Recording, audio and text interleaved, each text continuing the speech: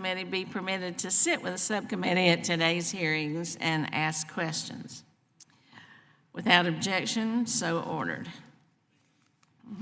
Glad to have you here with us today.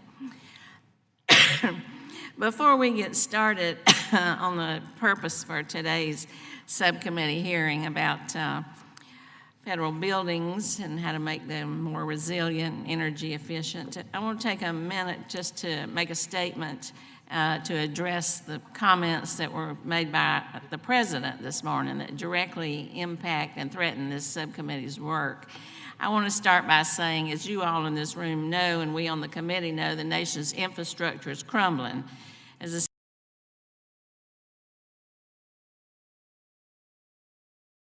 about making the sound long-term investments that will boost our economy. But today, the President showed that apparently he's not very serious.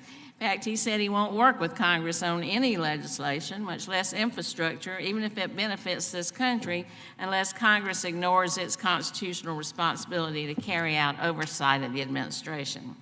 If the President wants to hold good-paying jobs hostage, that's his choice, but it certainly isn't mine, and I don't believe it is of this committee. This subcommittee has jurisdiction for overseeing the General Services Administration, the government agency that the Office of Inspector General has said improperly ignored the Emoluments Clause when it let Trump keep his D.C. hotel and openly profit from the presidency. We also have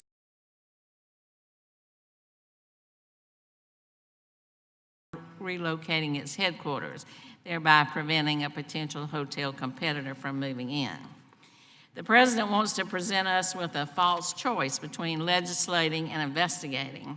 Well, we're not going to accept that deal. It's beneath the dignity of the office for the President to suggest he'll allow bridges to collapse, airports to overcrowd, and ports to deteriorate unless we end our investigations. It's the intent of this committee, so that we all know, to move forward on both of those fronts because that's our charge. Now I'd like to thank our witnesses for coming today as we examine how FEMA is implementing the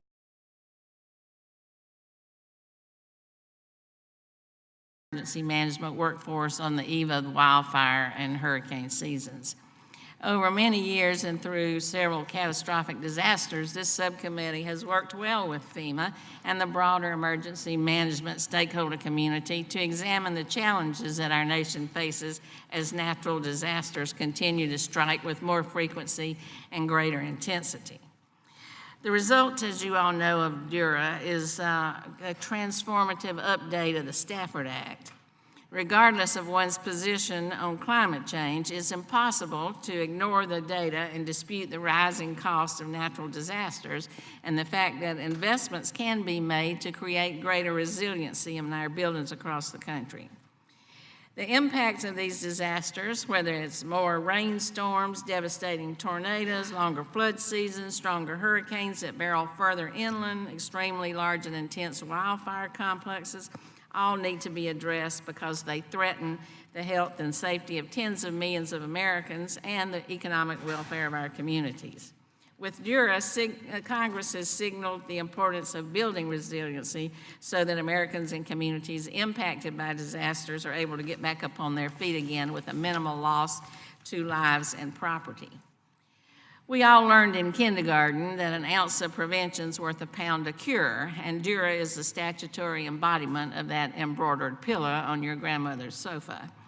We know, based on analysis of the National Institute for Building Sciences, that significant changes can be found in mitigation projects and the adoption of consensus building codes and standards. For example, $11 in savings come from every $1 spent building to the 2018 International Residential Code and International Building Code. $6 are in savings from future disaster response and recovery spending for every $1 spent at FEMA, EDA, and HUD mitigation grants. And there are $4 in savings for every $1 spent building above and beyond hazard mitigation measures in the 2015 International Building Code. That's a lot of money. It adds up. Pretty soon you're talking real money we could be saving. DRRA provides stable funding for a new national pre-disaster mitigation program and makes